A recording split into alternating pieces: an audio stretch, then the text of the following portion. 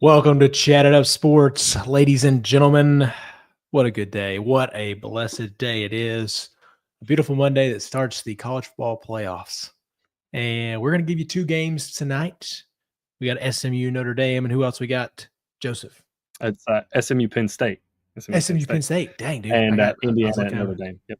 Indiana and Notre Dame. You Yeah, covered both games by saying that, I though. did. I mean, I you did did. give Yes.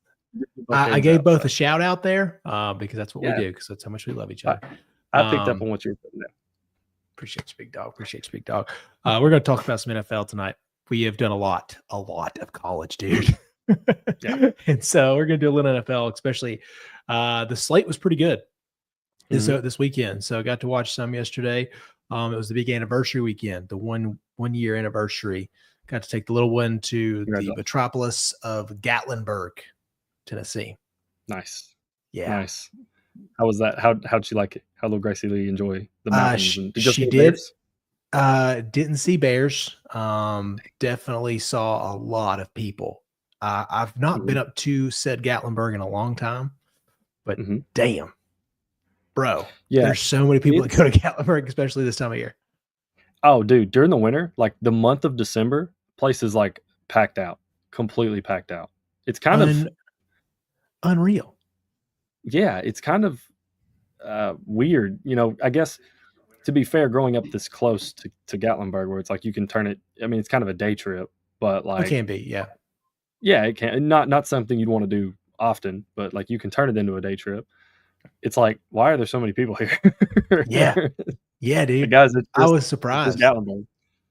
Also, I haven't been like on the strip in a long time, and that was one of those things. Like we were just kind of bebopping around, and she looks over and she's just like seeing all the sights and the sounds, and she's like, "Whoa, dude, this is a lot." But she loved it all at the same time. She's very stimulated. We went to this thing called the Anarchista. You light up a chairlift. You go see a bunch of lights. Looks cool. Blah blah blah. But if you want to spend $45, it's worth it. Go see it. Go do it. Ride the chairlift. So all the things, but great stuff overall. Cabins are always cool. Not gonna lie to you, it never really gets old. So that's always fun. But yeah, good Annie. 1 year, baby. We made it. Congratulations. So thanks, buddy. Appreciate that. Happy birthday to Greg Larnard. It was his birthday yesterday. I think he's like 42 or something now. He's old. Yeah, dude, I thought he was like 90. Yeah. He acts like he is. He acts like he is, you know?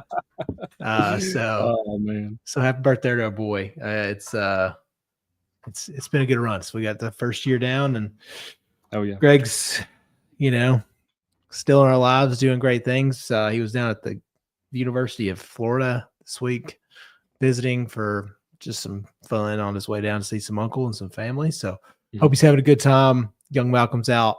Garrett Tolley's still doing dad stuff as well. We just had bath time, so now we're ready to roll. Joseph, Drew Aller is staying. He is. And their other quarterback, their backup, has left. Bo the transfer portal. Pabula. Yeah. Pabula. Yep. I think that's how I've been pronouncing it. Yeah, I'm fairly confident that it's Pabula is how you say it. It is. I mean, it's a reflection of how poor the calendar is laid out for college athletes. I'm sure this was not something that Bo wanted to do. I'm sure he very much wanted to be a part of this playoff run.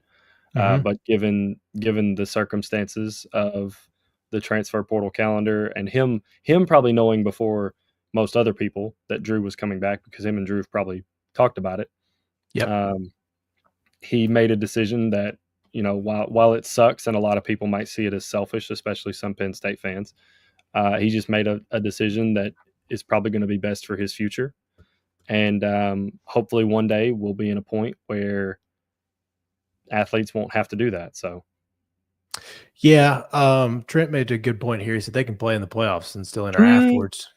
So they can't, they can, but what's the detriment? What's the detriment to that? Yeah, it's about finding your market now, and then also I think you have the portal closes, and then I think you have, I believe it's 5 days after your season ends, technically, to enter the portal. I might be wrong on that. It's quick. It is quick. I think you're right. Yeah. It sounds right, because I remember it being a little faster than I wanted it to be. Yeah, because it gives you no time. It should just all take place after the play. Like January 20th is the national championship. The portal should open January 21st. Like, Yeah. why? You know, um, Especially now because you've because also what is it? got. Over 2,000 people have entered the transfer I portal. wouldn't be surprised if it's over 2K. It's got to be. It's probably over 2K now. As of yesterday, Yeah. it was 2,000. Golly, dude, that's There what's was also sad about that is 1,500 where it was year one. yeah, not all of those guys are going to find a place to go either. Like some of No. them are just going to be hung out to dry, and it just sucks, man. Like because you also have coaching staffs that are having to host visits and do playoff prep and also recruit high school kids. Like, well, I know National Signing Day just ended, so thankfully they can at least take technically it's early National Signing Day in It December. is early now for It signing is day. early National Signing Day. Can we just make it National Signing Day? Like, just put it in December, put it after the first week of the season, and then move the transfer portal window. Like, the 2 transfer portal windows should be immediately following the national title, give it like a month, and then you shouldn't have another transfer window until after spring. Because after spring, going into fall camp, you're probably more solidified in your position and where you fall on the depth chart and how much playing time you're going to get, barring injuries, because things happen. Like I'm sure, oh gosh, Weisner from Texas. I'm sure going into the season before fall camp, he wasn't planning on playing as much as he probably has had to this season with CJ Baxter going down. Mhm. But you get a better idea of where you stand on the roster after spring. So, and if you do it after the national championship, it still gives, coaches don't have to worry about prep for bowl season and or playoff season and hosting recruits. And you also don't have to worry about keeping your roster from just being like, I got to go, coach. I got to find where I'm going to be. And then you keep fans engaged in Yeah. that time between the national title and spring, because it's like, well, now's the transfer window. So now I got to see who we're losing, who we're getting. Like, you kind of turn the sport like the NFL does into a year-round sport, where it's like you have the season, and once the season's done, you have free agency and you have the schedule release. And then, like, the NFL just does it so well. They do their schedule so well. So And it it's makes no nailed sense down. it makes no sense that college can't do. They don't have to do exactly the same thing, because it's not exactly the same sport. Like, free agency isn't the same model it is in the NFL, because when you've got a guy signed, you've pretty much got him for the Yeah. length of that contract. Obviously, there are extenuating circumstances, but you could, as a collective or as a college, sign a guy for 3-4 years, and in 2 months he could be like, yeah, I got a better offer from Penn State, so I'm out, dog. Like, Yeah. Especially nowadays with collectives, you're looking at $250,000 difference is a big chunk of money for these kids. oh Somebody yeah, like you said, if you're going from arbitrary here, okay, like so we're going from who knows, New Mexico State to Vandy. Like that was probably a big jump for Diego. And yeah, obviously what he's done with his last year made some significant money. Like this guy's really balling now. yeah. I do wonder too, with the schedule change, I think there was enough pushback this year that they're going to make a change. Where that comes from, I don't know, because the committee is the committee sometimes, and the NCAA is the NCAA. So they can drag their feet on some things. But I think with the responses from the playoff being kind of screwed up when it comes to where you land in the bracket, like the Oregon with the Tennessee Ohio State situation, and I think the transfer portal, I think those things get fixed pretty quickly. I really believe that it was pretty messed up this year, and I don't know if coaches are going to thrive with the playoff and you're losing guys. I don't know how many left from the playoff teams, but it could be a situation where with Bo, you have somebody that could have played. I mean, possibly. Like Yeah. I don't want Aller to lose out or get hurt or anything, but that's a situation somebody could play. There's going to be a backup quarterback that gets offered before, and he's like, "Well, I'm not going to play." And then somebody goes down. You're like, "Dude, we just lost our guy a week before." Like that, those situations are going to happen. So I think they're going to prevent that. Something will happen here, whether it's a defensive end that we may not know about, but coaches are going to complain. And with the playoff, they want no bad publicity right before. So I think that's going to change because immediately you're going to see impact. So from my perspective, I think this will change quickly because there will be some sort of bad press along the lines when it comes to this transfer portal right before the playoff. And committee don't like that. Yeah, and it just shows I'm glad you brought up the point of Aller specifically because we already saw that happen in the regular season. Pabula had to come in and play. He had to finish out the Wisconsin game. Yep. And I don't remember exactly, but I think they were either tied or they were down by a field goal or something. They were when Pabula came in and ultimately ended up leading them to a win. But I don't remember that. I mean, now he's gone. Yeah. Like it'd be different if they would let him declare his intentions and then also let him still play. Because I know Trent said that you can, but I don't think you can. You can. Arizona State's allowing that to happen. I think that's by school thing. Is it by school? You could kind of decide for yourself. Like I know his name's escaping me. Arizona State's head coach. Kenny Dillingham. Yeah, Kenny. So Kenny was talking about this. He's like, I want the best for my guys. He's like, I want you to come in there and tell me what your intentions are. But if you want to play, I want you to play. So I think it is up to you. It is up to you, and it is up to your team. It is up to your standards. Like, hey, man, if I'm really worried about getting hurt, I might play. I might not play. If you're a rotational guy, but you're going to have a chance to be a big-time starter somewhere else, that's an iffy spot. Yeah.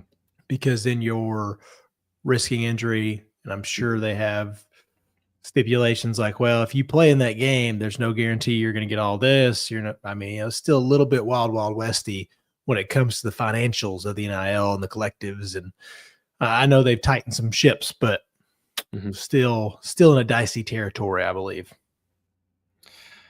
Yeah, and I'm for the health of the sport, man. We need some kind of centralized, like, I don't want to, maybe a players association, or I know Pate always talks about being commissioner, and I know like some people probably think it's like a joke, but I think he's actually dead serious. Oh yeah. And I agree. We need some kind of, if not a commissioner, then some kind of governing body that's like that sets the schedule. And in that same vein, they are in charge of officiating. So then we standardize officiating. We standardize, like, you know how much better the sport would get if we just standardize two things, the calendar and officiating? Dude. This sport would take a jump in leagues if you just standardize two things. And I don't feel like it would be that hard to standardize the calendar or standardize officiating. No, I really, especially officiating is going to get tough for how much they change rules, but it ain't that hard, you know? It ain't that hard. Yeah. I wonder too, going in, I know officiating was pretty bad overall. That's a fun topic too. I mean, I know we don't want to get into too much because it's one of the hardest jobs in the world.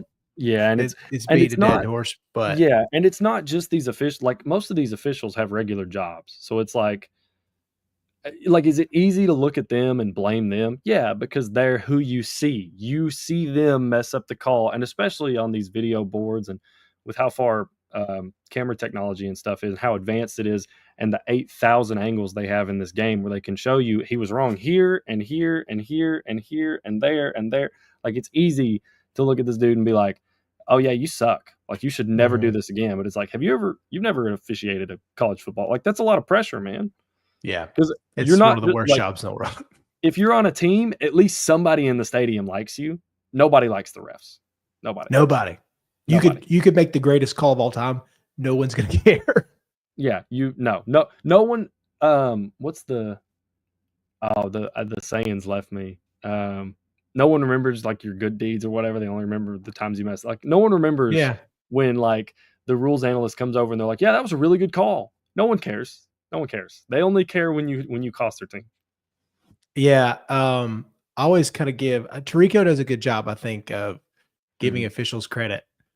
There's some good guys. Buck does every once in a while, but for the most part, Buck and Troy both do, actually, I should Yeah. say.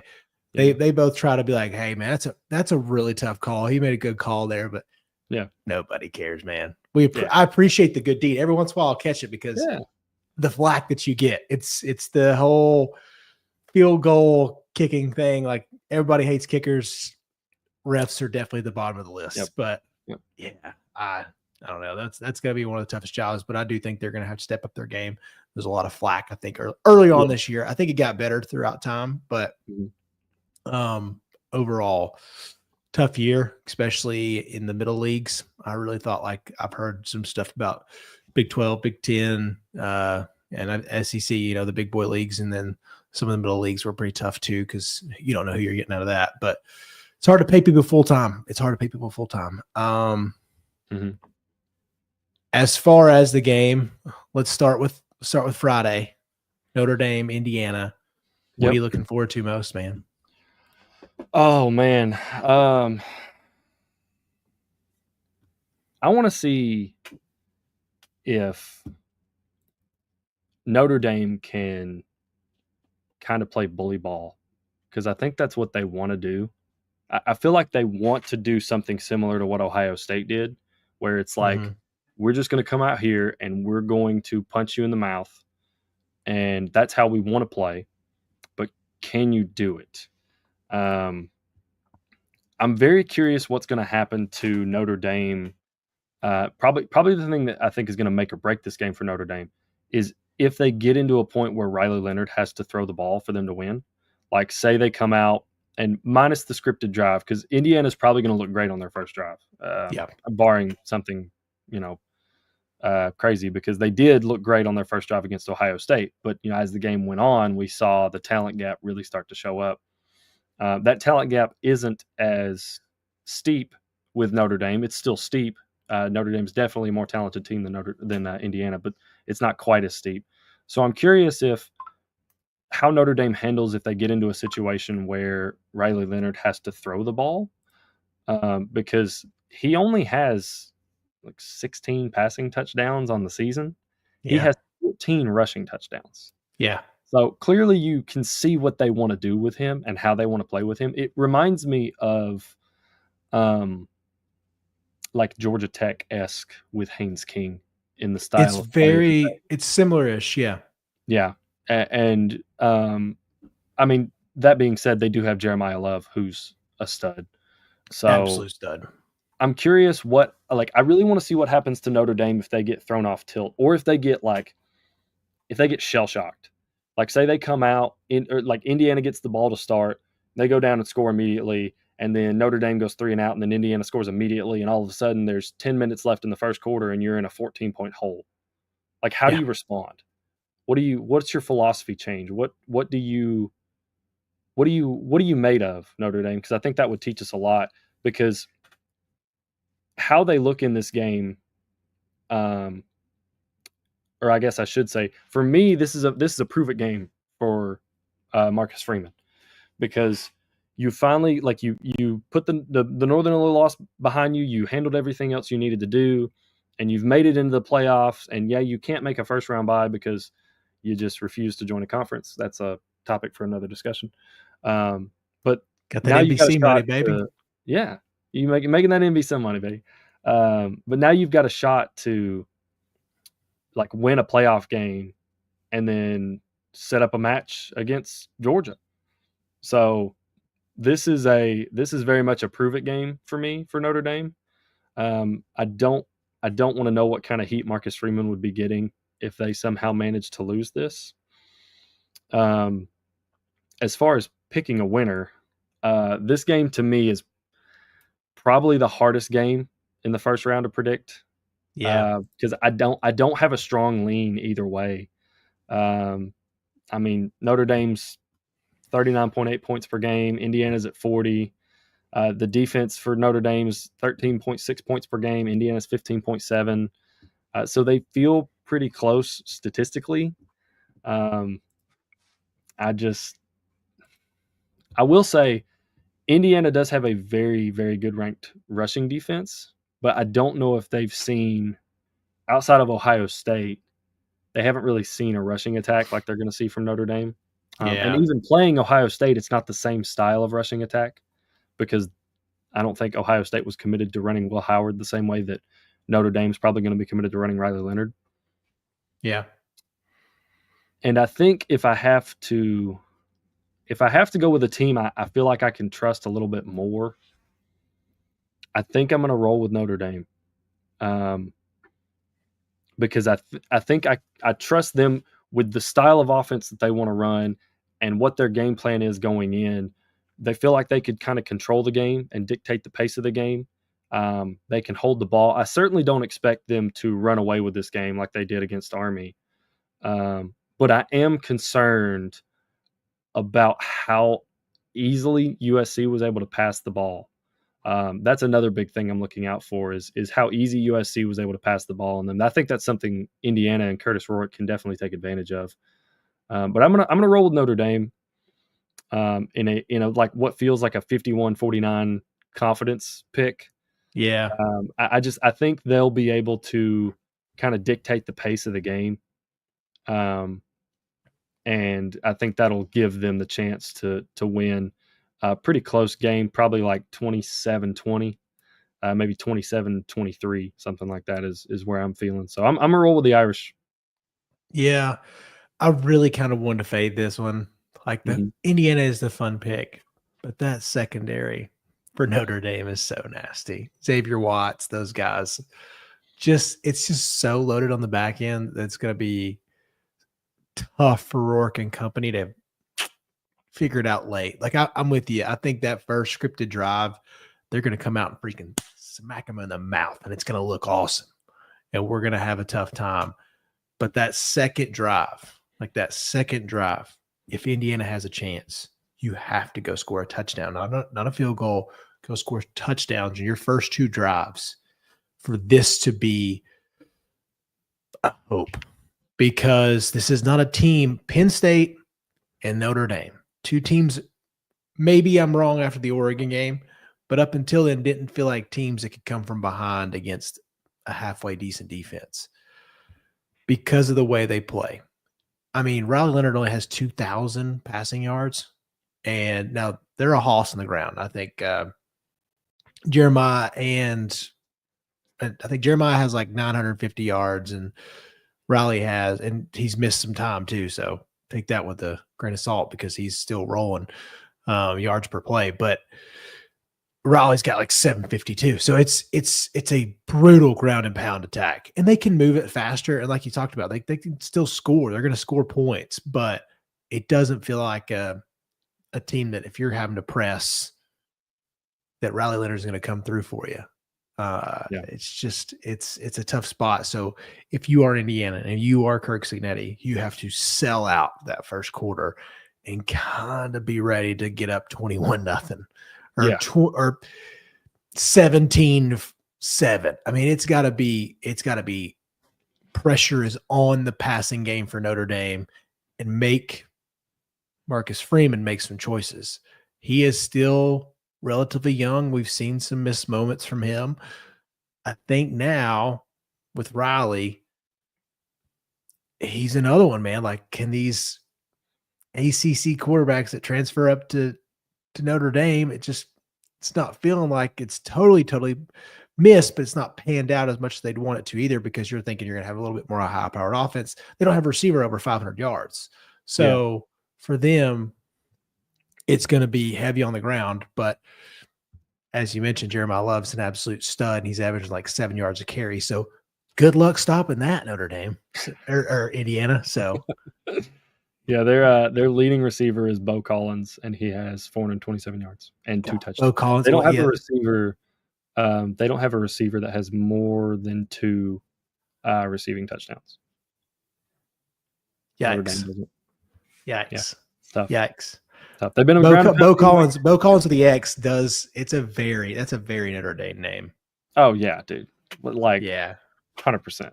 I love that one. But defensively, I was just thinking defensively. Yeah, Notre Dame.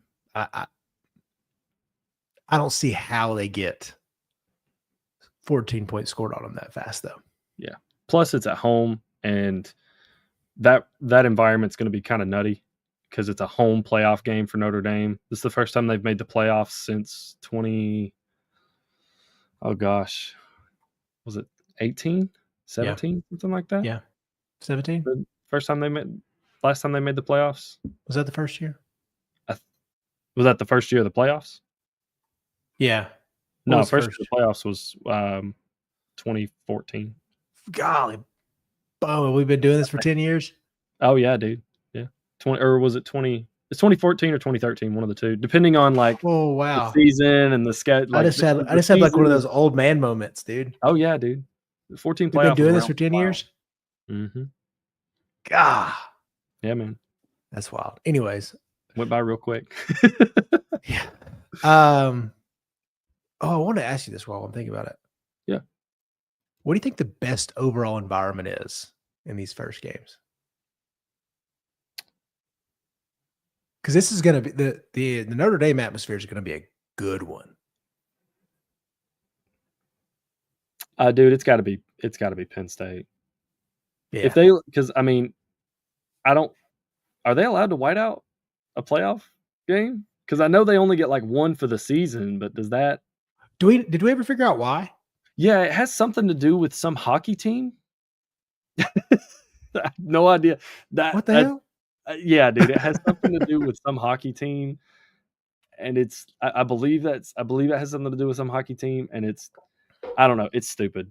Penn State should be able to white out, I guess, every weekend if they wanted to. I wouldn't have any problems with it, but then it kind of loses luster a little bit. So they should be able to white out whenever they want to. That's kind of off about the checkerboard is they are doing a whiteout per Trent. Beautiful. Trent, then if you give us this, if this is false information, if this is fake news, Trent, then I believe you, Trent. I believe my boy. Yeah, I'm going with Penn State. If they're whiting out for SMU, they're whiting out for SMU at home. That's gonna be insane. Well, I believe Coach James Franklin said that he likes whiteout energy. I think that's how the phrasing goes. That's key phrasing there, James. Gotta watch that, dog. Dude. It's all about press navigation, we'll call it. So the man knows what he's talking about. Who else do we have? Yeah, I'd say Penn State. Ohio State's going to be a good one, but I think the Tennessee fans are bringing it out.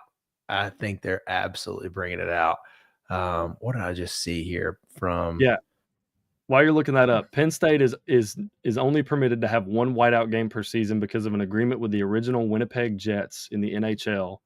The Jets first used the term whiteout in 1987. So because of a hockey team and some agreement from way back when, Penn State's only allowed to do one whiteout, one official whiteout a year. They can tell everybody to wear white, and it's not a whiteout, but they can't do an official like branding named game like this. They can't post a social media post about a whiteout. They can only do one a year. So interesting. And I don't even remember who their whiteout game was this year. It was like, it was Washington. Remember? Was it? Okay. Yeah, it was the best they could do. That feels so awkward, dude. Because it was noon for Ohio State. Oh, yeah. Yeah. Well, I mean, Ohio State's last 6 games were all noon games. Thanks, Big Noon Kickoff. Appreciate that, dog. Gotta get that fixed, I blame Big Noon Kickoff, but really it's Kevin Warren's fault. So, yeah, thanks, big middle finger up to Kevin Warren, the former Big Ten commissioner. He's the one that signed that egregious agreement that prevents Ohio State from playing night games. OSU's doing all. I saw that, Trent. They're doing all scarlet, dude. Those uniforms are going to be It's going to be a really good uniform game, especially if Tennessee wears the all whites. Yeah, OSU wears the all scarlets. It's going to be a real good uniform game. To get into those atmospheres, are you ready for these numbers? Oh yeah, lay them on me. Shout out to our boy Trey Wallace of Outkick. He says, I spoke with StubHub about tickets. And what's going on with the college football playoff. Buyers from Tennessee accounted for 37% of tickets sold compared to 34% from Ohio. Interesting. So some prices, the average prices of these games. Indiana at Notre Dame. Mm-hmm. Average ticket price sold $800. Average. Tennessee at Ohio State, $395.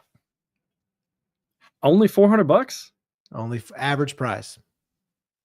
I mean, that's a lot, but I would have expected, I don't know. Part of me was expecting OSU to be like, I thought that would be the second highest. I thought that would be the second highest or highest. I Indiana Notre Dame because of the ease of travel. And it's at Notre Dame. Like you would expect to be paying a little bit, like kind of frou Notre Dame prices. I'll get you on this one. Oh, that's a good point, Trent. That's a good point. More seats at Ohio State than the Ohio Stadium. Very good point. Yeah, that makes sense. Yeah. Let me ask you this one. Mm-hmm. SMU Penn State over under 250. Over. Just under at 230. Damn. I was thinking like 278 was the number sitting in my head. Was how much I'm a little surprised by that one, but I guess SMU just won't travel yet. I think that's a fan base that's going to build up. You get that city bought in. You get Dallas bought in. Man, you're going to be doing just fine.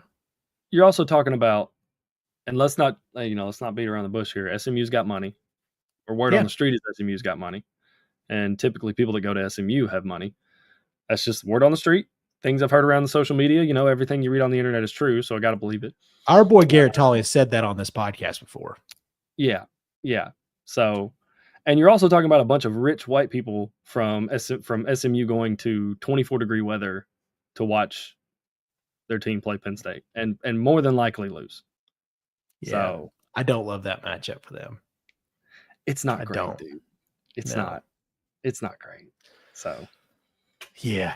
Penn State after, we'll go ahead and transition to that. Penn State after the Oregon game left me in my maybe wrong about this team feels. I had to bring myself down a little bit because I was like, they look kind of good, but I was like, oh, it's still James Franklin Penn State, man. Like, it's still James Franklin Penn State, but it's a better version. You know what? It's a better version of James Franklin Penn State, but it's still worse than Ohio State North.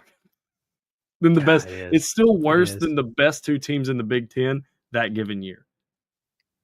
It is. Like recently, that's been Ohio State and Michigan. Now it's Ohio State and Oregon because they lost to both of them. So they lost to both of them. I think they would have got Michigan this year. Like this was the year they needed Michigan to be on that schedule. Yeah, this is the year. Just so you can say. Yeah, this is the year you would have wanted to play Michigan and dodge Ohio State, but I think Ohio State might be one of their because you know how the SEC does those three guaranteed conference games. I don't know what the Big Tens are. I don't remember what the Big Tens are for Penn State. I think Ohio State might be one of those locked in games where they have to play them every year. So I think so too. Last thing on ticket prices. Mm-hmm. Clemson, Texas, over under. I'll go over under the Tennessee ticket price, $395. Over. Yeah. Over under 425. Let's do under at like 423. I figured you'd try to play the game. 435. 435. That's a good one. That's a lot. Clemson's gonna travel. Yeah. Oh yeah. Yeah. And then it's Texas. Like it's UT. Yeah. Texas at Austin. So I mean. But actually, I hope they beat Clemson. I hope they beat Clemson. Let her ride. I can't wait to preview that game on Thursday, dude. I'm very excited to get into that. So, but okay, back to Notre Dame, SMU. Or sorry, Penn State, SMU. Penn State. Golly, bum! I'm just losing it. I literally looked over here, and I was still on Penn State, or still on Notre Dame, and I'm losing it. Not protect. Oh, it's not a protected game. Okay. Not protected game. Okay, it's not. So thank you, Trent. Thank you. With Penn State, the star power feels like it's there, especially like in the tight end defensive end realm. Warren, Abdul Carter, and then Drew Aller feels sometimes like a tight end because he's so big. Yeah. Those guys score differently. Like we talked about with Notre Dame, they score differently. A running back and a tight end are your number one receivers to tell you how Penn State plays. But Tyler Warren's a beast, and they get him the ball in such creative ways. Yeah. It feels like Andy Kotelnicki will do whatever he can to get Tyler Warren the ball, which is, I mean, how you should. Like that's if he's your best playmaker, your offensive scheme should center around getting him the ball. Yeah, 100%. Did you see some flack this week on the awards? They were talking about Tyler Warren winning the best tight end, and it was, I forgot the awards name. Sorry, guys. But Bowling Green Sky was number one in like every category. They really let him have it. Brother, like, what are we doing? Yeah. It's Tyler Warren. Like, this man has 1,000 yards. He has 1,000 yards receiving. Like, I'm pretty sure he did he throw a touchdown pass in the USC? Like he did it all in the USC game. Like he pretty much won. Maybe he did. I know he check that out, and I know he had like over 200 yards receiving or something like. But like, come on, man! Tyler Warren was the best tight end in the nation this season. Like, yeah, no doubt about it. Yeah, so, this guy, he's special. He's special, and then you have probably a top 3, I'd say top 2 or 3 pick, and Abdul Carter on the other side. This is going to be a tough day for SMU. That man's made himself so much money this year, man. Which is what we like expected from Abdul Carter, because he was the big name guy coming into the season for Penn State. Man,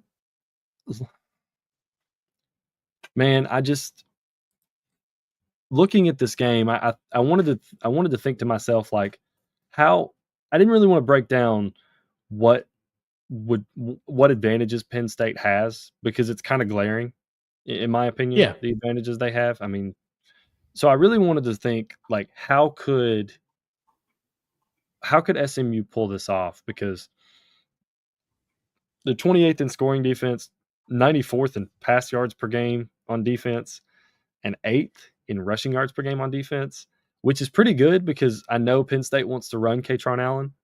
Yeah. But here's what concerns me, man, is they scored a lot this season. They averaged 36.8 points per game. In their 2 losses, they scored 18 against BYU. And then they scored 31 against Clemson. But that 31 was the lowest point total they'd had since they played Duke in October.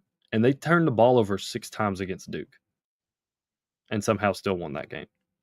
So that's a little concerning, because this isn't a regular Clemson defense. Like, yeah, Peter Woods is really good and Barrett Carter is also really good, but this isn't a normal Clemson defense. This isn't, Christian Wilkins and the guys from 2016 through 2019. And this is a kind of a lower end Clemson defense. And you managed to, for the most part, were kind of in blowout territory before you finally figured it out. And I think Rhett Lashley's a good coach. I think he's a really good coach, actually. And I think he'll be able to find some ways to, move the ball creatively. But I worry about SMU being able to score consistently. And with the way that we were able to see Penn State score on Oregon's defense, I feel like that'll be pretty replicable against SMU's defense. So I couldn't find a way where I couldn't convince myself that SMU was going to be able to consistently score enough to actually pull off this upset. So I'm going to roll with Penn State to win, to do what James Franklin does and win a game that they're supposed to win. Because I don't think SMU will be able to consistently move the ball enough to score enough points to win this game. If you had to put a number on it, Chase, how many points do you think SMU needs here? From what I saw last week or 2 weeks ago, you're gonna probably need like the 34 to 37 range. 34 was the number that popped out to me immediately. Like I thought if SMU doesn't hit 34, they're going to lose. I think they're gonna get pretty creative on offense, Penn State, that is. Mhm. And they're gonna get you in some ways, and they're gonna bully you. I mean, it's probably gonna be a bigger team overall, from what it looks like. But I really think that the 34 to 37 range, like you're gonna have to score. I think this is Yeah. gonna be a game you're gonna have to score more than you think. Mhm. The Notre Dame game, like we talked earlier, I think it's gonna be in the 20s, mid to Yeah. low 20s. This Yeah. one, you're probably gonna be in the 30s to win it. Like SMU is gonna have to come out here. Kevin Jennings is gonna have to play awesome. Lights out. Awesome Yeah. for He's not SMU. going to be able to come out and throw those early picks like he did against Clemson. And No, you can't do that, man.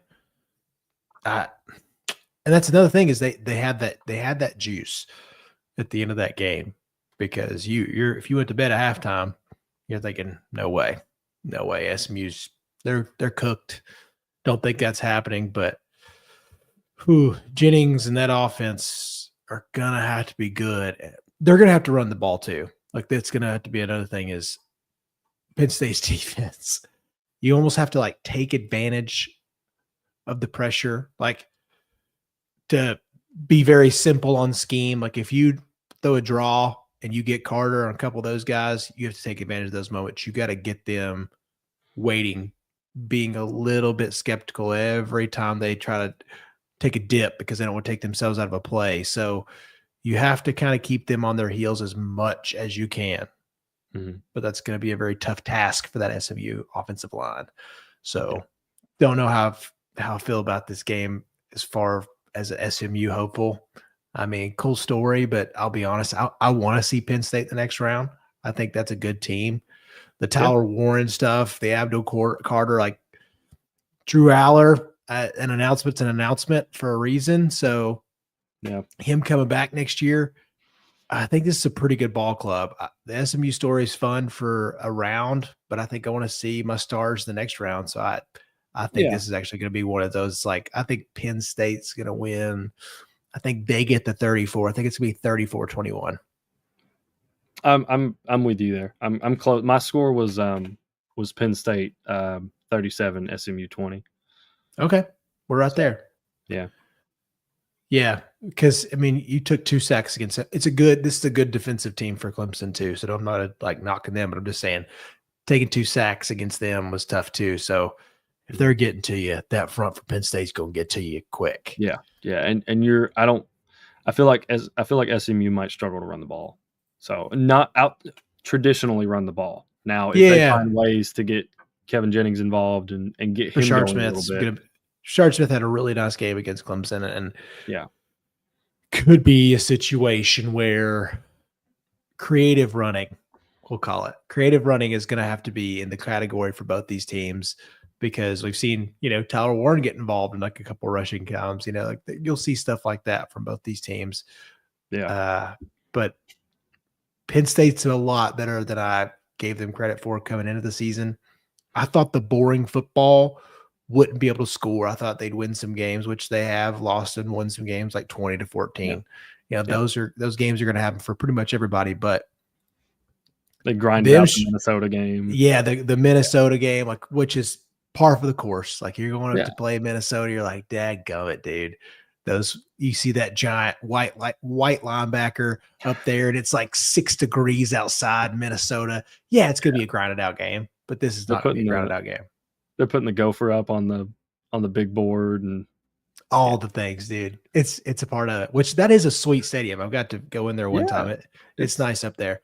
PJ Fleck's doing some good things up there, man. They're like they were a couple of games away from being like, I don't want to say a bubble team, but they could have beat North Carolina. They could have beat Michigan.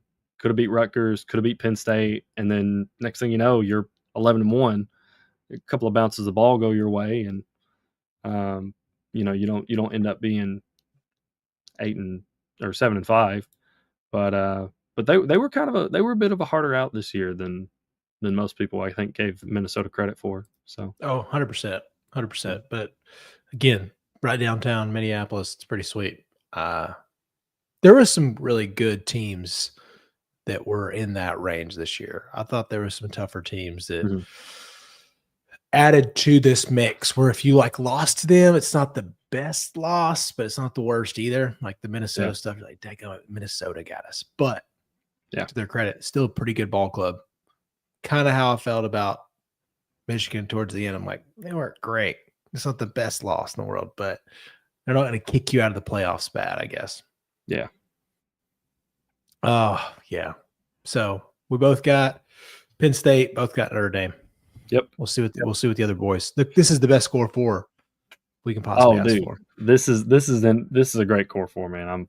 I'm pumped to see what Greg and Garrett and Malcolm have in their picks. But yeah, we'll get to Texas Clemson on Thursday, and then potentially trying to potentially cook up a little bit of a special guest for the Ohio State Tennessee brother. preview on Thursday. I'm really looking forward to talking about that game because I think it's going to be the game of the weekend. So this is the Ohio State Tennessee game is what you wanted out of the college football playoff. Mm-hmm. Like your 8-9 are two rabid fan bases that bring it on the road, on their home field, on the Twitterverse. Like this is a really, really good matchup on and off the field that I cannot wait for, dude. Like this is a perfect game day game. Perfect game day game. Yeah, dude. And these are realistically, when the 12-team playoff debuted and people were like, we'll finally get more representation across the board from these teams. It's like, yeah, you will. You get your SMUs and you get your Boise States and you get your Arizona States, but realistically, it's teams like this 8-9 matchup that are these 8th, 9th seed, 10th seed teams that could at any point rip off a national championship. Like these are the teams that more often than not are going to make the run because that top part of the bracket. That top part of the bracket is absolutely brutal, man. I mean, because if you're Ohio State or you're Tennessee, you either have to beat Ohio State or beat Tennessee. Well, congratulations. Then you get to go play Oregon. And if you manage to win that game, congratulations. You more than likely are going to go play Texas. And if you're not playing Texas, that means you playing a team that beat Texas. Mm-hmm. So there you go. Good luck. good luck. Yeah. So. Speaking of good luck, yesterday, did you happen to watch? Move on to the NFL. Did you happen to watch any of the Bills-Lions game? I did. Wow. A lot of points. Josh Allen's playing out of his mind, dude. I mean, my favorite thing Go ahead. Oh, yeah. I was just saying my favorite thing from that game is Jared Goff has won a game with 5 interceptions and has lost a game with 5 touchdowns.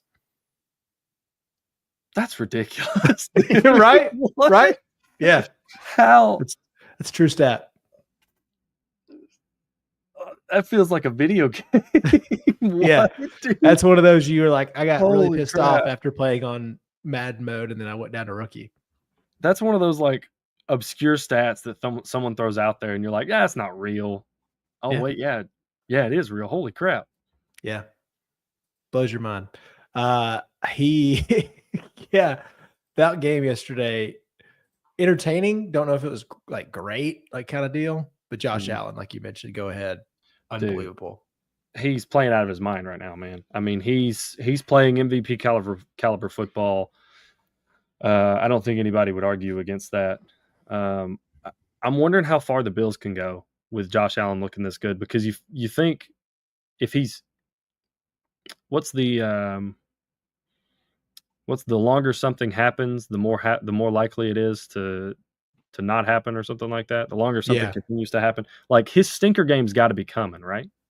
you'd think, Like but and I you. don't know. I don't feel like it's coming though. Well, He's I mean, if you're the playing. Bills, you just hope it's not a playoff game.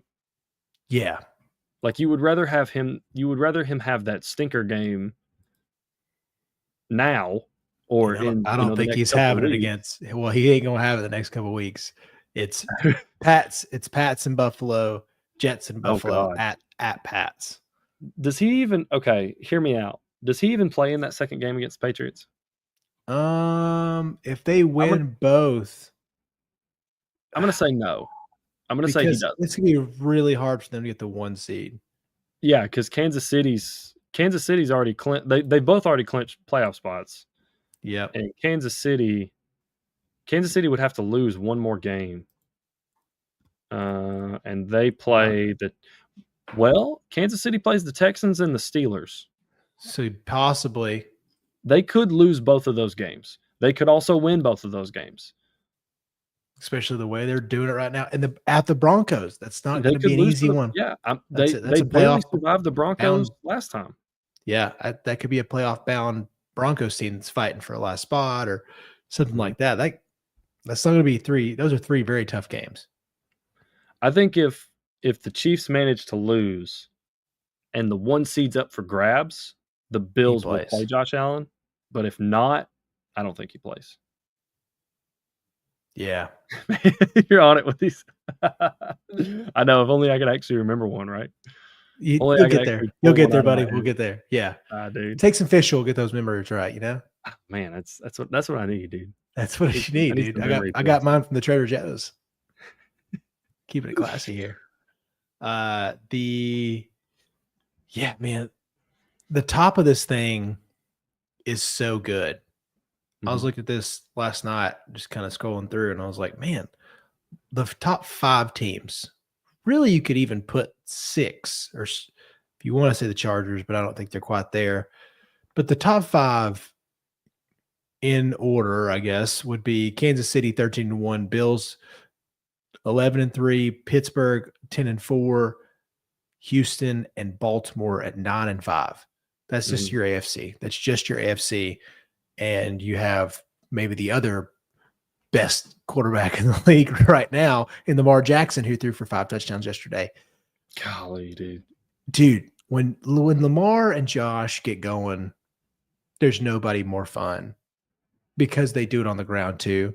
Like, don't get me wrong, Patrick's still Patrick. It's a blast to watch, but we're not getting that this year. We're not getting that this year. This is not the same. But this year, right now, those two, when cooking, man, it's awesome. It's so much fun to watch. To watch those two guys when they let it rip, it's just different. Like when they let it go. Like the one that was in the back of the end zone to Bateman yesterday from Jackson, I was like, holy dude, this is unbelievable football. And when Josh was rolling to his right and he just like stops, loads up real quick, and just bomb. Ridiculous, man. It's so much fun to watch it. Just to let them go. Yeah. Oh yeah. That would be an incredible matchup. If they both made it to the AFC. I said ACC, AFC championship. But then on the other side, you have Detroit, Philly, both 12-2. Vikings, as we talk right now, are up 10-0 on a very rough Chicago team. But they're going to probably they're already locked in the playoffs, but they're 11-2 as well. Packers at 10-4. Whoa, the NFC North. Dude, holy crap. What a division. Yeah. Oh, gee. I can't believe that, especially last night. That Green Bay team looked awesome the first half. Yeah. Awesome. So with that division being so loaded, I mean, Tampa Bay, they're feisty. Dude, they dropped 40. Mike Evans is a freak. Well, we all know that, man. 9 receptions, 159 yards, and 2 touchdowns. Is Mike Evans the Keenan Allen of today? It's like most underrated guy. I don't even know if he's that underrated. Like I feel like he's a ball knower guy. Like kind of. You got to be an NFL watcher. I wouldn't say full on ball knower guy, but somebody that's at least around fantasy football often. somebody who doesn't just follow like Super Bowl contending teams.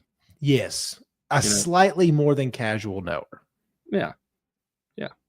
Because he's not the most popular guy, like when it comes to, I guess, publicity, like when it comes to true publicity, and like he's not in the media. He's not that guy.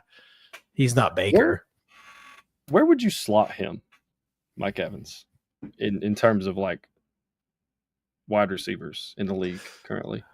I'll go through it as fast as I can. So right now we have Justin Jefferson and Jamar Chase. They're so far above everybody else, it feels like it's not even close. They're 1 and 2, and then at that point it's like, okay, who's 1 and who's 2, and it just depends on the person you're asking. Yeah, it just depends on who you got. I'm actually going to go through. Let's pop open these season leaders. Who else we got? Who's 3 in your mind? Like if you can think of it off the top of your head. CD, Amon-Ra St. Brown. See, Terry here's McLaurin, the thing, though, AJ man. Brown. Like where do you go from there? Like, do you put in though, Devontae like, Adams? If we're talking about, because Mike's missed some time, like if we're talking about receivers I would take over Mike, it's probably, it's Jamar and Justin. Yep. And then I don't know if I'd take Amon-Ra St. Brown over him. Like I think what St. Brown does in the Lions system and what Ben Johnson does with him is great, but like from a pure receiver perspective, I think I'd take Mike Evans. And then I'd also take him. I think I'd take him over CD, dude. I mean, he's been very close. He's been one of the most consistent receivers in the league. What is it? He's had like 8 or 9 straight 1,000-yard seasons. Yeah, something stupid like. I don't think he's had a. I think it's 8 or 9. I think it's 8 or 9. Yeah, because we're getting old now. Pull up real quick. But okay, so there's some young guys. Terry's played great because of what he's had this year. He looked awesome yesterday. I watched that Commanders game. God, he looks so good. Would you take Mike Evans over AJ Brown at his best?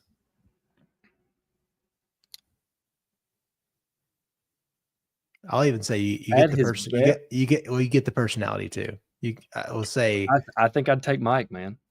I think I'd take. He has not. By the way, he has not since he's been in the league. He came into the league in 2014. He has not had a season with less than 1,000 receiving yards. His lowest was 1,001 in 2017. Whoa, skating by, dude. But he still hit it, man. Still hit it. This year, he's got 749. So, with 3 games left, I feel like Baker's going to do everything he can to get him over 1,000. Has Mike missed some games this season? Yeah, he's missed some time this game. There was a time where he was down. Godwin's out. Godwin was out. I think Rachaad White was out also. Like he's missed some games this season. He missed over a month. He missed from October 21st to the 24th. I don't know how many games that was for them total, but still missed some time. That's because I feel like we have a lot of guys that have missed some time this year. Tyreek's down this year, but I don't feel like Tyreek's been the same since he was like nope. Tyreek hasn't been the same since he went to Miami, dude. He was awesome at points last year. Awesome. Yeah, but he was consistently awesome in Kansas City. Yeah, it was kind of crazy. One to watch out for, one of my favorites because fantasy shout out. I know everybody loves hearing about everybody's fantasy team, but Brian Thomas Jr. and down in Jacksonville, that guy's gonna be awesome. LSU, just wide receiver and it ain't close. Yeah, and they just LSU just signed Barryon Brown, so looks like that's going to continue. So took Barryon Brown from Kentucky. So I can't wait to see who they get drafted. They'll just have some guy in the next year or two. And you're like, that guy was. You're like, who? Oh yeah, because Brown was good, really good in college, but you're not thinking Jamar Chase or Justin Jefferson level. But Brian's number 8 in receiving yards this year. Yeah, already has 8 tutties. That's crazy to me. And that's with Trevor missing the last how many games? 2, 3 now. Yeah. Oh, Mike Evans missing a month. He's still 4th in touchdowns with 9. Yeah, dude. Like, see, he's so, and I feel like he gets left out of so many of these like top receiver lists because he's, like he's been in Tampa Bay. Like yeah, he had Brady for 2 years, but other than that, other than Baker, who's been throwing him the ball? I don't know. Somebody else that's close in my mind, Nico Collins when he's healthy looks really good. He's Nico another one Collins there. when he's healthy is really good. Yeah, he is also Yeah, really but man, it is crazy to me. There's a big jumbled maybes on a lot of these guys, but I think Mike Evans, Amon Ra, I mean, there's really about 10 of them I could say that kind of fit in the next category. good. Mhm. It's yeah, but it's just so far. Jamar and Justin. Yeah, it's definitely Jamar and Justin, and then that the rest of the lineup is kind of a toss up. Yeah, it's Yeah, very yeah, exactly, Trent. He's like you can 50-50 balls thrown to Mike Evans are more like, like unguardable. 70-30. Like, Unguardable. yeah, he's insane, man.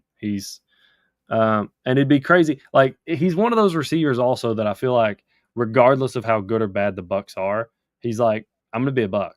And Yeah, I could get a big contract and I could go somewhere else, but I'm gonna be a Buccaneer. So and that's what he wants. yep. I love That's that what he about him. wants. So We got time for a few more things, but yeah, this NFL season is gonna be a blast, dude. Like that's yeah, another thing. We're gonna finish out with college. Don't get me wrong. Like mhm, it's kind of what we enjoy the most. That's what we're gonna talk about. But mhm. when NFL playoffs come around, this is gonna be awesome. This is gonna be It's gonna awesome. be a really good playoffs, like really, really good playoff season. So Yeah. I'm pumped. I'm pumped To for the playoffs. finish out, I sent you over something, Yes. and it is a combination of NFL and the NCAA. Yep.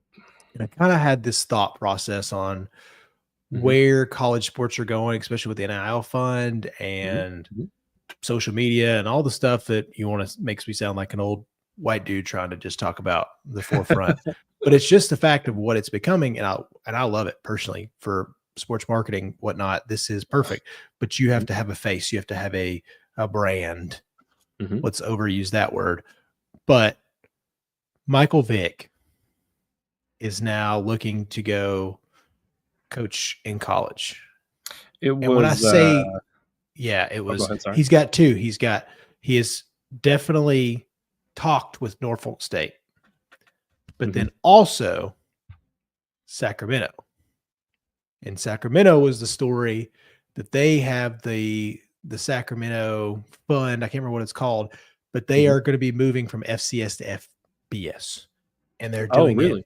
with a ton of money. This is one of my favorite stories. I'm kind of waiting for it all to unfold, but Mhm. that story with them going in Sacramento State was they're moving up. They're giving so much to their facilities. They're going to have a $50 million NIL fund. Golly, dude. Yeah. So something Holy happened crap. over there. They're like, we're going to make this happen. Mhm. But what they need is they need a leader and they need a forefront face. They want to surround him with a coaching staff, and they want that to be Michael Vick. I kind of feel like, in a way, Dion did this.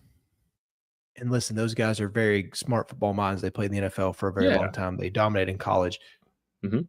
But do you feel like it's okay for college sports to hire these guys with unusual backgrounds as far as coaching goes and lack thereof credentialing? You mean okay, so when you say lack of credentialing, do you mean lack of, like, coaching Years experience? and years of coaching experience. Yeah. So someone who, I think the way you had phrased it in the message you sent me was hiring superstar players, as coaches, right? Yeah. Because I mean, Dion was a superstar, Vic was a superstar. Um, you know, I, Teddy Bridgewater, he wasn't a superstar in the NFL, but You he, feel like at led college his days. yeah, he led the high school team he's coaching to a state title. So Yep. that's something. Do I have a? Here's Does where it I'm at worry with you a little that. bit? Does it worry me? Not really, um, because I guess it worries me in the sense of when you say you're a school and you have a bunch of money and you're looking to move into, this NIL space, I would be worried about you just hiring a big name and throwing a bunch of money at it and thinking it's going to do what Dion did. Because there's a difference in, like, yes, Dion was a superstar player and Dion knows football like the back of his hand. But you can find some random Joes on the street that probably know football, just the game of football and the X's and O's as well. What you have to find is someone who wants to be a leader of men and someone who wants to mold young men, especially in college, because while yes, they are getting paid, and yes, a lot of them are, you know, I don't want to say a lot of them, but some of them are chasing bags, and Yeah. make your money, dude. I can't say I wouldn't do any different. Go get it, man. You still have to have that want to not only be a football coach, but to be a molder of young men, and you have to be someone that is also naturally a leader, which I feel like is it. For some of these superstar athletes, you would think, well, yeah, they're in the spotlight, they're used to handling all this publicity, and it's like, yeah, they are, but that doesn't necessarily mean that they were the vocal leaders on their team. Like, yeah, there were probably guys that, and I'm not saying Mike was or wasn't. This is all just generically speaking.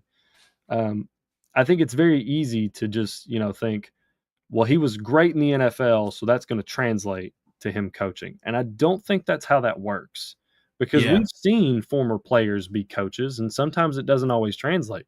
And we've seen former players be coaches that were just mediocre or average players, or, guys who maybe weren't as blessed in the athletic department, but understood football and understood men and understood football players and are able to translate that better. So it worries me on the aspect of, like, I would be cautious that, kind of like when NIL first came out and people started throwing these huge bags at quarterbacks and stuff like that. And it's like, well, you kind of got to wait until one of these doesn't pan out, and then you have a bunch of boosters that are mad and a collective that's mad because they're not getting return on investment and things like that. I would worry about if you're a school, and especially a smaller school that's making the jump to FBS, and you have all this money now, if it doesn't turn out like if it doesn't turn out well, did you budget yourself properly? Can you recover from this financially? Did you take all the necessary steps, or did you just make a splashy name hire and throw a bunch of money at your problems? So that's kind of where I'm at, is like, when you hire somebody, if they were a former pro athlete or not, like, what separates Dion, and you can see this, when you watch those behind the scenes videos and stuff. And I know they kind of they do a little bit more. It's a little bit more of a showmanship than other programs are, but I mean, that's, it's still prime time. But when you see him talk to his team, it seems like it almost comes natural for him to be a leader and to be someone that wants to mold these young men into the best version of themselves, and the way he wants them to carry themselves, and how it seems like he tries to instill his wisdom from his playing career and things like that into them, and not just being about, like, well, hey, I'm gonna make you the best football player you can be so you can make the most money in the NFL possible. 100%. You saw that on Saturday night too.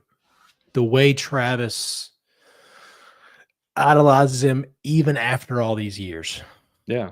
This is not year one for Travis with Dion. This is year 3, right? Mm-hmm. Yeah. So 'cause Jackson State and 2 years at Colorado. Yeah. So this is 3 years in, and he's not like kind of wavering. He brought Dion up there, and sure, maybe it is for some limelight, whatever. But I do feel like with Dion, you've got some father figure parts to that.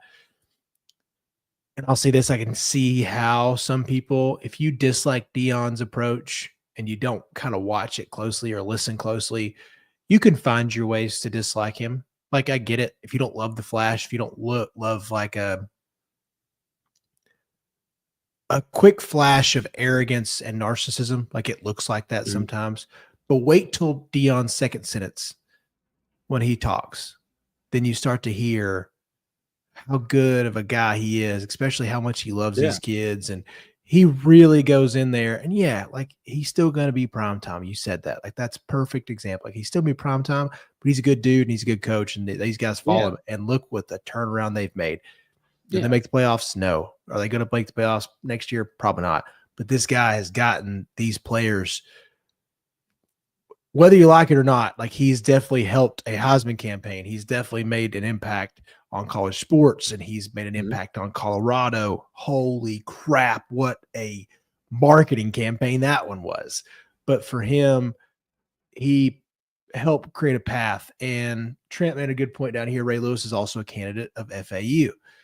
So you're getting another marker of giving players that have leadership qualities, which I think Mike Vick actually does. And that's another thing is when you're in the media so much, you can't hide everything. Like you can still, you're going to show some of your goods and bads and personality. And Mike Vick's on TV a lot. And I think he's really grown up. I think he took a bad situation that he was in and grew up from it in the right manner. So for me, Mike Vick seems like he's going to be a pretty good stoic leader of men. I think it's going to be a little different than Dion, but Mike's going to bring guys in and they're just going to idolize this dude and for forever and always. So if you're a Sacramento State, that is going to be a very, very fun start to your program getting a guy like Michael Vick, because man, that is oh. And I feel like, he could probably, I feel like Vic might be able to also steal, like, I don't know if he'll be able to pull a Travis Hunter, because Travis it wasn't just like, Dion pulled like a top 50 recruit or like a top 100 recruit. Travis was the number one recruit in the nation coming out of high school. Yeah. And it's not like he flipped him away from Florida State to go to Miami or to go to Ohio State or to USC. He flipped him to go to Jackson State. And I think you could see something like that with Mike Vick, where you get this quarterback who, kind of fits the same play style, kind of fits the same mold. Not saying he is Mike Vick, the next Mike Vick or whatever, but you could see a quarterback that's like, Mike really understands my skill set, and he really understands what I have to do and what steps I need to do to have success, and where he can, I had shortcomings. Mike can tell him I had shortcomings here, and we're talking about on the field stuff. We all know about the off the field situation. That's that is what it is. But he can instill in him like, hey, you need to work on your throwing motion. This, you need to be able to roll out, like when you're rolling out left, when you're rolling away from your throwing arm and things like that, that some other coach might not be able to give a player. So you might see, I'm not saying a lot, but maybe one or two higher profile recruits will be like, I'm going to take the Travis Hunter route. I'm going to take the non-traditional route, and I'm going to go play for Mike Vick, and I'm going to go, to the smaller school, and I'm going to see what happens. Yep. So not saying that they're going to win a Heisman, because, there are not a lot of Travis Hunters. They don't come along very often. Not even just at his position, not even just, the playing both ways, things like that. But yeah, exactly. But I think ultimately it comes down to, are you more than just someone who understands football and was really good at it? Mm-hmm. Yeah. When it comes to being a coach, because now you are a part of a team that you have to lead, and that you also have to recruit, that you also have to be a financial advisor for, that you have to find the right fit to, because as you mentioned, Travis was a very, very special scenario. The timing of Travis Hunter coming out, of all these little things that matter, of Shadur playing on the same team as him, like you have to have a lot of special things happen for you to find Travis Hunter going to Jackson State, and Dion being the perfect person to mold him, the perfect person to take chances and not give a, curse word about things like that. Cause he's like, I'll take the heat. Like, whatever. Like he's going to brush it. It takes a very special coach, takes a very special player, takes a very special team around him to be like, dude, we're going to risk it all. Like this is going to look very different from the usual because everybody else, like this is not panning out. If they're, 4-5 going into week 10, it's like, dude, you got to stop playing this guy so much or he's getting banged up. But Travis is built different, man. He's built different, and Dion and them know that, and they've done that process so well. And I don't know, this is a cool year for the Heisman. I know Genty felt like he deserved it, but Travis is one of one. So yeah, dude, it to me it felt like one of those years where as long as Travis or Ashton Genty won it, there was no wrong answer. Like exactly. there were differing opinions, and I voted for Travis for this reason. I voted for Ashton for this reason. Like for me, it was, hey guys, it feels like if one of these two guys win it, then we actually gave the Heisman to the best player in college football. Exactly. So, I was totally content with, and I don't understand why anybody that felt differently felt like they had to, downplay. That's the word I was looking for. Downplay what the other had done. Like if you voted for Travis, it's like it's like, well, Ashton Genty's just a running back, and it's like, well, if you voted for Ashton Genty, it's like, well, yes, all Travis did was play a bunch of snaps. It's like I don't think either one of those things are correct, guys. Like both of these players were incredible what they did this season, and that's what should be talked about is how they both had Heisman worthy seasons, and there's only one award. There's only one trophy. So. And this is why it was the closest race. Total votes. First place votes seemed like Travis had it, but total votes, this was the closest they've been in a long time, I believe, if not ever. So, or I guess it's been a while. I think it was, insert Alabama running back. I can't remember who it was. Derrick Henry or Mark Ingram? Mark Ingram. Oh, it was Ingram and Toby Gerhart. That's close as I've ever been. So, yeah, awesome stuff. Man, I know you got to get out of here. So, appreciate everybody. Joseph, you're the man. This is going to be one hell of a week, dude. I can't wait. We got the best boy picks coming up. So can't wait for that. Oh, but one last thing. And because when you brought up Travis Hunter, it made me think about it because I wanted to say it. I don't know if have you ever heard of Destroying on YouTube? Okay.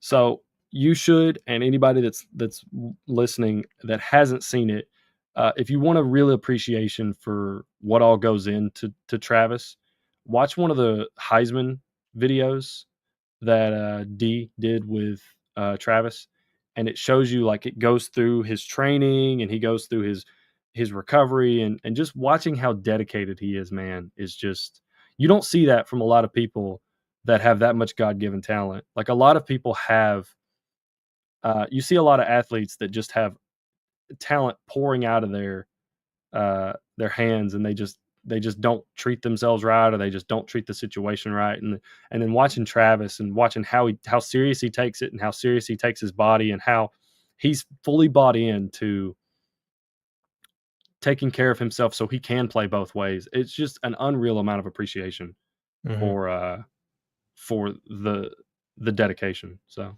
that was the last thing. Sorry. Meant to bring that up earlier. No, that's awesome. Yeah, I'm going to take a peek at that. I'll probably cut that. I like that. It's good. Yeah. Well, buddy, I'll see you on Thursday. Yes, sir. Everybody else, will see you Thursday night, 8 p.m. live from Mike's Hole in the Wall. Per usual, guys, do all the podcast things. We love you. Like, subscribe. We'll see you next week. We out.